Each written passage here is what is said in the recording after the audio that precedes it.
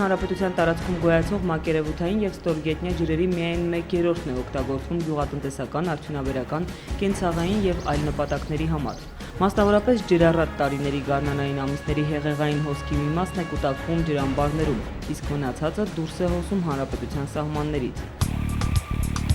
Վերջին տասնամյակում ամբողջ աշխարհում է նկատվում մակերևութային ջրերի նվազում, ահազանգում են հայ մասնագետները։ Հնարավոր է, որ առաջիկայում Հայաստանի ջրամբարները լրիվ չլցվեն։ Հետևաբար ջրառատ տարիների հեղեղային հոսքն ամբողջությամբ կամ նրա մի մասը պետք է կուտակել ջրամբարներում, ինչը մասնագետների պնդմամբ մինչև այսօր Հայաստանում չի կատարվում։ Մինչդեռ, ինչպես վկայում են հայ մասնագետները, բոլոր տեսակի ջրհեղ կառուցվածքների ջրաթափային շուրթերի վրա դիմհարային փականների տեղադրմամբ հնարավոր է էապես բարձրացնել ջրամբարների շահագործման արդյունավետությունը։ Այս պայմաններում հնարավոր է, որ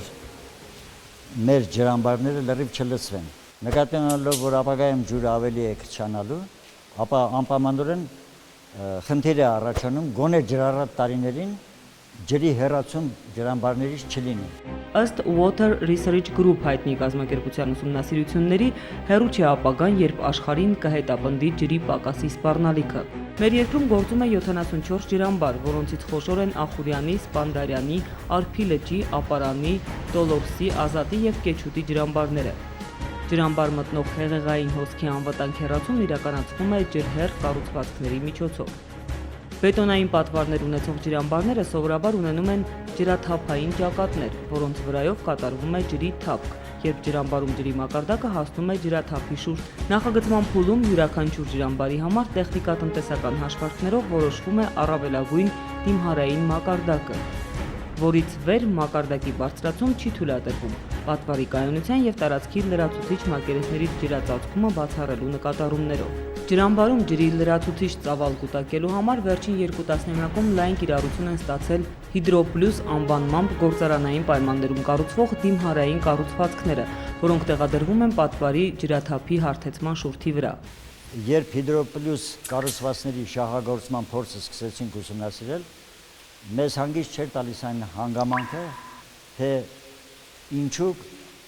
կառուցվածքը պետք է կորցնի իր կանգունակությունը, պետք է մտածել մեկ այլ ձև, որպեսզի հեղեղային ելքը անվտանգ հեռացվի, սակայն կառուցվածքը մնա իր տեղում։ Այստեղից ծնվեց գաղափար ստեղծել այնպիսի ավտոմատ գործող սարք, որին ջուրը ինքը բացի, ինքը փակի։ Ֆրանսիական փականները իրանցից ներկայացնում են շատ թանկ փականներ, այդ իսկ պատճառով մեր կողմից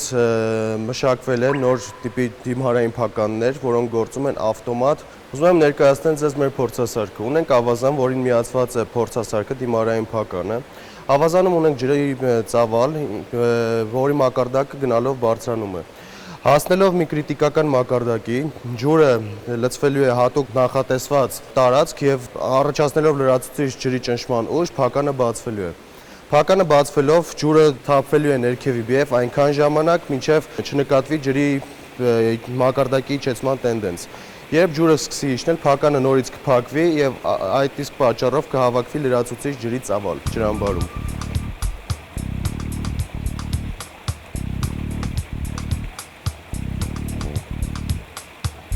Հայ մասնագետների նախագծած ավտոմատ գործողության դիմհարային փականի մոդելը և դրա նախատիպը հաջողությամբ փորձարկել է ակադեմիկոս Եղիազարովի անվան գիտական կենտրոնի հիդրավլիկային հետազոտությունների լաբորատորիայում կառուցված հիդրոհանգույցի մոդելների վրա։ Ի տարբերություն Hydro+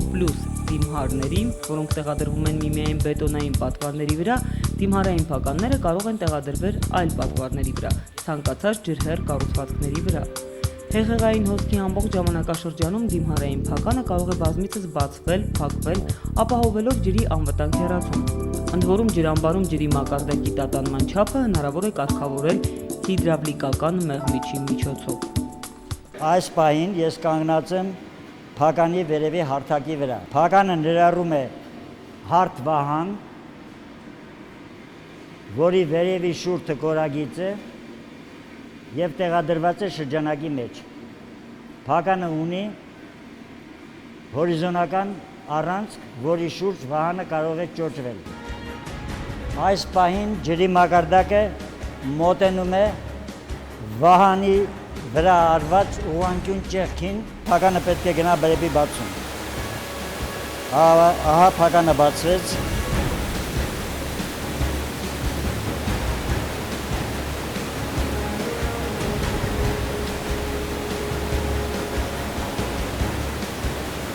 Երբ ջրի մակարդակը իջնում է մինչև ներքևի սահմանային մակարդակը,